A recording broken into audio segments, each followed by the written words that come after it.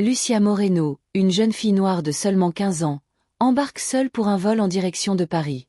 Mais jamais elle n'aurait imaginé qu'en plein ciel, elle croiserait un inconnu détenant la seule photo qu'elle ait jamais vue de ses parents. Lorsqu'il s'est effondré devant elle, inconscient, les quelques mots qu'il a prononcés avant de perdre connaissance ont révélé une vérité enfuie depuis des années, et ce qu'il a murmuré juste avant d'être emmené en ambulance a fait éclater Lucia en sanglots comme jamais auparavant. Lucia regardait par la fenêtre de l'aéroport, l'estomac noué. Jamais elle n'avait vu autant d'avions réunis au même endroit. Ses mains moites serraient son billet pour Paris. La lettre mystérieuse, parlant d'un héritage laissé par son père décédé, était encore soigneusement pliée dans la poche de son jean rapiécé. Son téléphone sonna une dernière fois avant l'embarquement. « Mamie !»« Lucia, ma fille, écoute bien ce que je vais te dire », lança Ramona d'une voix grave. « Le monde là-dehors n'a rien à voir avec Villa Esperanza. Les gens te regarderont autrement. Ne fais pas confiance à ceux qui se montrent trop gentils. Et si quelque chose tourne mal, tu rentres à la maison. Tu m'entends ? Oui, mamie. Je t'aime. Moi aussi, je t'aime, mon ange. Que Dieu te protège. » Dans l'avion, Lucia s'installa au siège 12A. Jamais elle n'avait connu un tel luxe. Les sièges étaient en cuir doux. De petits écrans trônaient devant chaque passager, et tout le monde semblait porter des vêtements hors de prix. Elle tira discrètement sur son gros pour essayer de cacher un petit trou dans le tissu. L'hôtesse, Natalia, s'approcha avec un sourire aimable. « Premier vol à l'étranger, ma chérie. » Lucia essaya d'avoir l'air détaché. « Non, j'ai déjà voyagé, » répondit-elle. « Tant mieux, mais tu as l'air un peu nerveuse. Tu veux un verre d'eau ou je peux t'expliquer comment fonctionnent les ceintures ? » « Je sais comment ça marche, » répliqua Lucia un peu trop vite, puis baissa la voix. « Désolée, c'est juste que, ça va. » Natalia lui sourit doucement. « Ne t'inquiète pas, je suis là si tu as besoin de quoi que ce soit. » À côté d'elle, un homme en costume chic pianotait sur son téléphone. Cheveux poivre et sel, montre dorée, chaussures brillantes. Lucia tenta d'engager la conversation. « Vous allez à Paris aussi, monsieur ?» L'homme leva les yeux un bref instant, la scruta de haut en bas, puis retourna à son téléphone sans répondre. Lucia sentit ses joues brûler.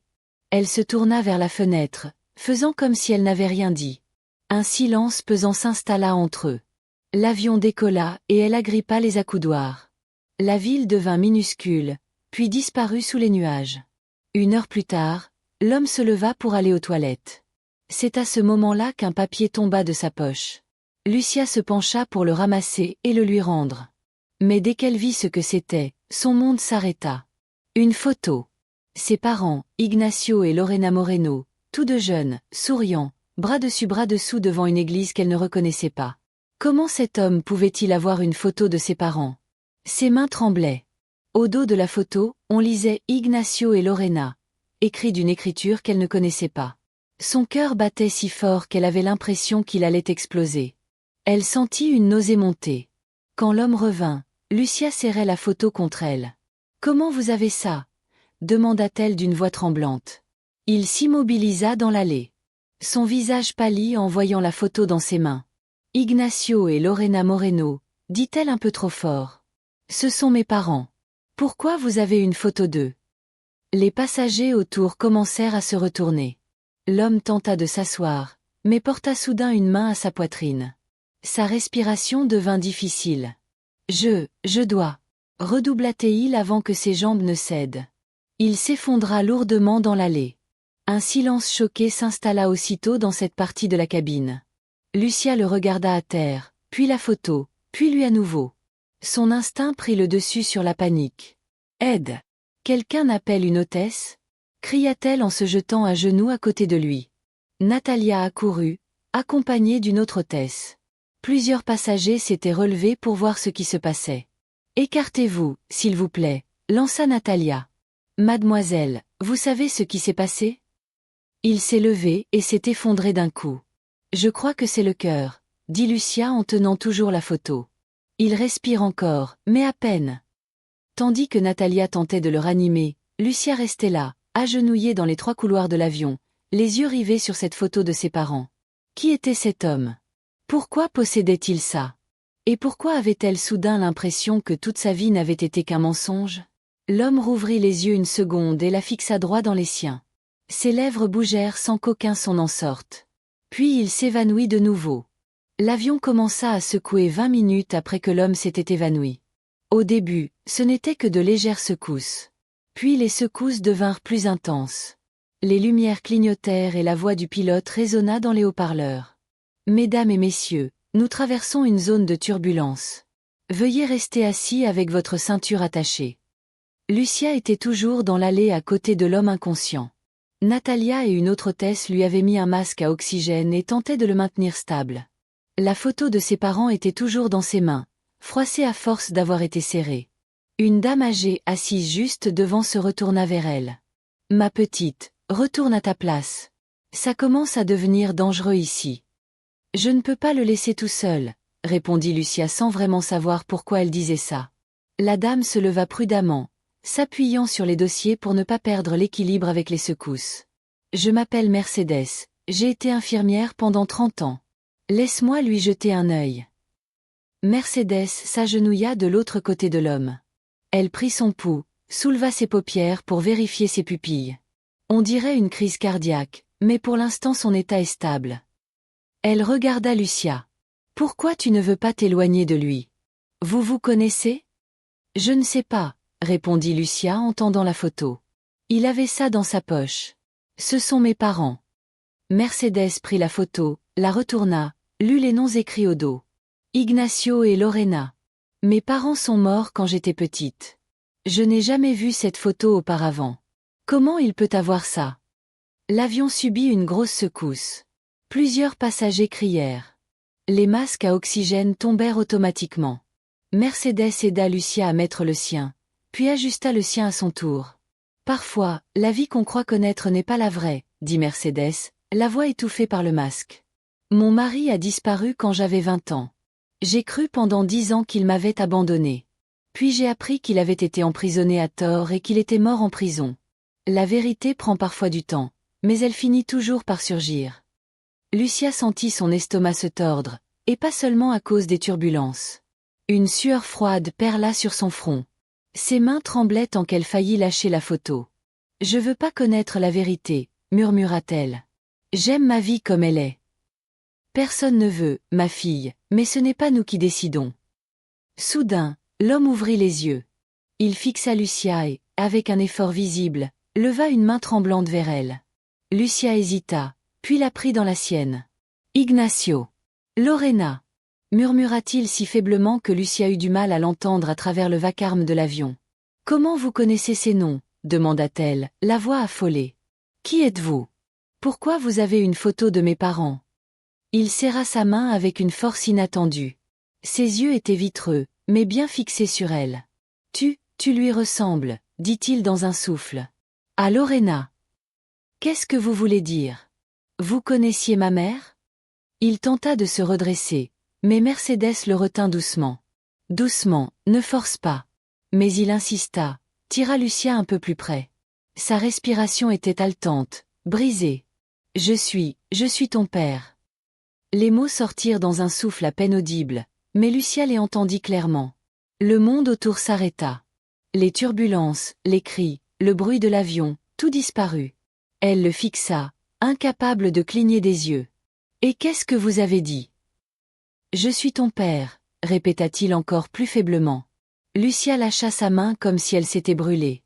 Elle recula, heurtant le siège derrière elle. « Non, ce n'est pas vrai. Mon père s'appelait Ignacio Moreno. Il est mort quand j'avais 5 ans. » L'homme ferma les yeux, sa respiration de plus en plus faible. « Arthur. Valverde, » dit-il. « Je m'appelle Arthur Valverde. » Et il perdit connaissance de nouveau. Lucia resta là, dans le couloir de l'avion qui secouait violemment, les yeux rivés sur cet homme inconscient, avec l'impression de tomber dans un gouffre sans fond. Mercedes passa un bras autour de ses épaules. « Respire, ma chérie, respire doucement. » Mais Lucia n'y arrivait pas. Elle regarda la photo froissée dans ses mains. Puis Arthur Valverde, puis Mercedes. Il m'a dit. Il doit mentir. La voix du pilote retentit à nouveau dans la cabine. Mesdames et messieurs, nous allons effectuer un atterrissage d'urgence à Sierra Fria en raison des conditions météorologiques extrêmes. Veuillez rester calme et suivre les instructions de l'équipage. Mais Lucia n'entendait plus rien. Elle était perdue dans ses propres pensées, tentant de comprendre comment sa vie avait pu basculer en quelques minutes à peine. L'avion atterrit à Sierra Fria dans un fracas terrifiant. Les roues touchèrent la piste mouillée une première fois, rebondirent, puis adhérèrent enfin à l'asphalte. Lucia était encore assise par terre dans l'allée, la photo de ses parents toujours serrée dans ses mains. Arthur Valverde fut le premier à être évacué, transporté sur une civière par les secours. Juste avant d'être placé dans l'ambulance, il rouvrit les yeux quelques secondes et chercha Lucia du regard. « La clé » murmura-t-il faiblement en lui tendant un petit objet. « Dans le coffre à Paris. » Lucia prit une petite clé dorée sans comprendre vraiment ce qui se passait. Puis l'ambulance s'éloigna en emportant Arthur avec elle, laissant Lucia seule, perdue dans un aéroport dont elle ne connaissait même pas la ville. Mercedes ne s'éloigna pas d'un pas. « Viens, ma chérie, on va te trouver un hôtel pour te reposer. »« J'ai pas d'argent pour un hôtel, » répondit Lucia, toujours fixée sur la direction prise par l'ambulance. « T'occupe pas de ça maintenant. » Elles trouvèrent 2 chambres dans un petit hôtel près de l'aéroport. Lucia s'assit sur le lit, les yeux fixés sur la clé dans ses mains. 1 heure plus tard, Mercedes frappa à sa porte. L'hôpital a appelé. Cet homme, Arthur, veut te parler. À l'hôpital, Lucia tenait le combiné du téléphone d'une main tremblante. Allô? Lucia. La voix d'Arthur était faible, mais plus claire qu'à bord de l'avion. Comment vous connaissez mon nom? Je sais beaucoup de choses sur toi. Je sais que tu vis avec ta grand-mère Ramona, à Villa Esperanza, que tu vas à l'école publique, que tu adores lire, que tu fais du dulce de lécher pour le vendre au marché. Lucia resta silencieuse. Comment pouvait-il savoir tout ça? Vous êtes vraiment mon père? Demanda-t-elle à voix basse. Oui, ton père biologique. Mais mon père, c'était Ignacio Moreno. Ignacio t'a élevé comme sa fille. C'était un homme bon. Mais biologiquement, ton père, c'est moi. Lucia s'affala sur une chaise en plastique. Ses jambes ne la portaient plus. Pourquoi? Pourquoi vous n'êtes jamais venu? Arthur mit un moment à répondre. Parce que j'étais lâche et parce que ta mère m'a demandé de ne pas le faire. Ma mère? Vous connaissiez ma mère? Je l'aimais, Lucia, mais les choses étaient compliquées. Elle est morte quand j'étais petite. Non, elle a disparu. Ce n'est pas la même chose. Lucia eut l'impression qu'on lui donnait un coup dans le ventre. Disparue? Mais ma grand-mère m'a dit qu'elle était morte dans un accident. Elle a menti pour te protéger. Lorena avait des problèmes mentaux. Un jour, elle est partie et elle n'est jamais revenue. Lucia se mit à pleurer sans bruit. Les larmes coulaient sur ses joues pendant qu'elle essayait de comprendre. La clé que je t'ai donnée ouvre un coffre à la Banque nationale de Paris. Il y a une lettre. Une lettre que ta mère t'a écrite. Elle t'explique tout. Pourquoi maintenant? Pourquoi vous ne m'avez jamais rien dit avant? Parce que... Arthur. Tout ça parce que je suis malade, Lucia. Très malade. Et je voulais te voir au moins une fois avant de mourir.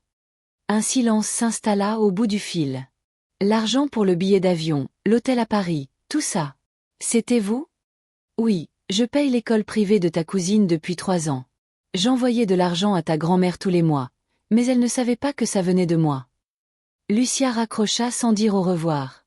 Elle resta assise dans le couloir de l'hôpital pendant 1 heure, les yeux fixés sur la clé.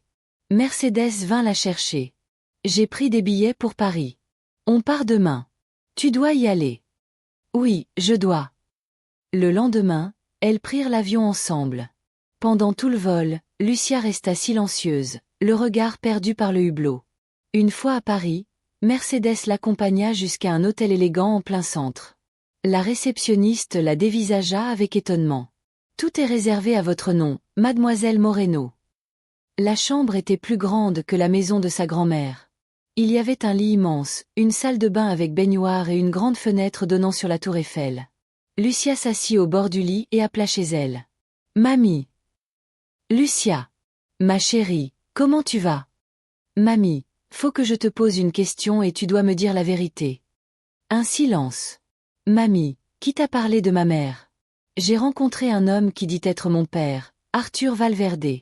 Il dit que maman n'est pas morte, qu'elle a disparu. Lucia entendit un profond soupir au bout de la ligne.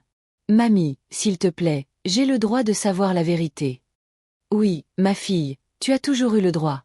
Mais j'ai voulu te protéger. Alors, c'est vrai? Maman n'est pas morte.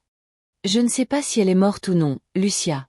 Tout ce que je sais, c'est qu'un jour elle est partie et elle n'est jamais revenue et elle t'a laissé avec moi. Lucia raccrocha et s'allongea sur le lit immense, les yeux fixés au plafond. Sa vie entière avait été un mensonge. Tout ce qu'elle croyait savoir sur elle-même était faux. Elle prit la clé dorée et la serra dans sa main. Demain, elle irait à la banque. Demain, elle découvrirait toute la vérité. Le lendemain matin, Lucia se réveilla tôt. Elle avait mal dormi, hantée par des rêves confus de sa mère, se réveillant plusieurs fois en pleine nuit. Mercedes l'accompagna jusqu'à la Banque nationale de Paris. Le bâtiment était imposant, tout en marbre blanc, avec de larges escaliers et des employés en costume. Lucia se sentit minuscule en marchant dans les couloirs, mais elle serra bien fort la clé dans sa main. Un homme d'une cinquantaine d'années, aux cheveux grisonnants et lunettes fines, les accueillit dans un salon élégant. Mademoiselle Moreno, je m'appelle Eduardo Zamora. Je suis l'avocat de monsieur Arthur Valverde depuis 15 ans. Il la regarda avec une certaine émotion. Je dois dire que vous ressemblez énormément à votre mère. Vous l'avez connue? Oui, Lorena était une femme très spéciale, très intelligente mais aussi très fragile. Eduardo ouvrit un dossier posé devant lui. Monsieur Valverde m'a demandé de vous remettre ces documents s'il lui arrivait quelque chose. Il y a ici des certificats, des documents juridiques établissant votre filiation et une lettre. Il lui tendit une enveloppe scellée. Cette lettre a été écrite par votre mère peu avant sa disparition. Monsieur Valverde l'a conservée pendant toutes ces années dans l'attente du bon moment pour vous la remettre. Lucia prit l'enveloppe d'une main tremblante. Pourquoi maintenant?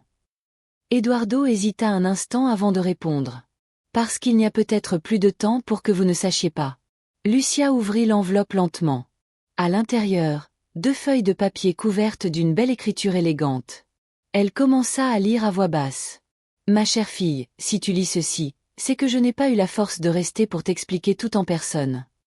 Sa voix se brisa. Mercedes s'approcha d'elle et lui prit doucement la main. Lucia continua en silence. La lettre racontait l'histoire d'amour entre Lorena et Arthur, comment ils s'étaient rencontrés pendant un voyage, étaient tombés amoureux, mais lui étaient mariés et bien plus âgés. Comment Lorena avait découvert sa grossesse et décidé de ne pas lui dire. J'ai rencontré Ignacio Moreno après ta naissance. Il t'a aimé dès le premier jour comme si tu étais son enfant. Je l'ai laissé croire que tu étais la sienne parce que je pensais que ce serait mieux ainsi. Arthur avait une vie trop compliquée, pleine de responsabilités et de problèmes qui ne nous concernaient pas. Lucia leva les yeux vers Eduardo. Ma mère a menti à Ignacio. À mon père? Non. Ignacio a toujours su la vérité. Il a simplement choisi de vous aimer malgré tout. Lucia retourna à la lettre. Mais j'ai toujours su qu'un jour tu aurais le droit de connaître toute la vérité. C'est pour ça que j'ai demandé à Arthur de garder cette lettre.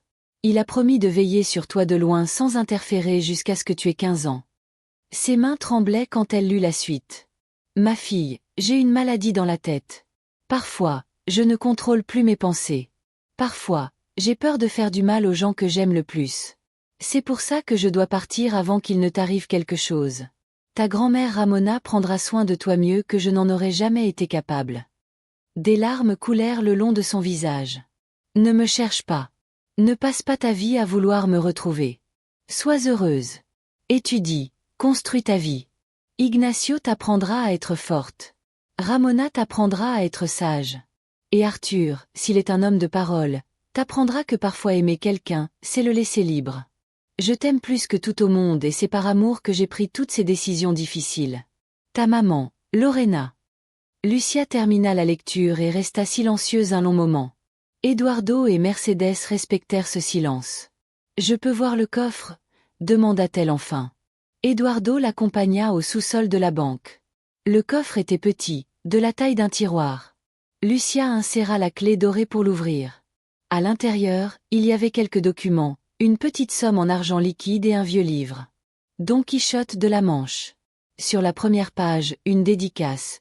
Pour ma Lucia qui sera toujours ma petite fille courageuse. Avec amour, maman.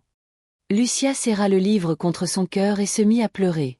Mais ce n'étaient plus des larmes de tristesse, c'étaient des larmes de soulagement. Ça va? Demanda Mercedes. Lucia leva les yeux vers elle et sourit pour la première fois depuis des jours. Pour la première fois de ma vie, je sais qui je suis vraiment et ça me suffit. Eduardo Amora lui remit quelques papiers supplémentaires. Monsieur Valverde a constitué un fonds pour financer vos études et il y a d'autres choses qu'il voulait vous dire. Quand vous serez prête, il va s'en sortir. Je ne sais pas, mais il voulait que vous sachiez qu'il n'a jamais cessé de penser à vous. Pas un seul jour. Lucia rangea la lettre de sa mère, le livre et les documents dans un sac qu'Eduardo lui offrit. En sortant de la banque, le soleil brillait sur Paris. Au loin, elle apercevait la tour Eiffel et pour la première fois, elle ne se sentait plus perdue. Elle savait qui elle était. Elle était la fille de Lorena qu'il avait aimée au point de partir. La fille d'Ignacio qu'il avait aimée comme si elle était de son sang. La fille d'Arthur qu'il avait aimée à distance et la petite fille de Ramona qui avait menti pour la protéger. Son histoire n'était pas une tragédie. C'était une série de choix difficiles faits par des personnes imparfaites qui avaient fait de leur mieux et maintenant c'était à elle de décider quoi faire de toute cette vérité. Et vous, avez-vous déjà vécu un moment qui a bouleversé votre vie? Racontez-le dans les commentaires. On aimerait entendre votre histoire. Et si ce récit vous a touché, partagez-le avec quelqu'un de spécial. Qui sait? Peut-être qu'il ou elle cherche aussi des réponses.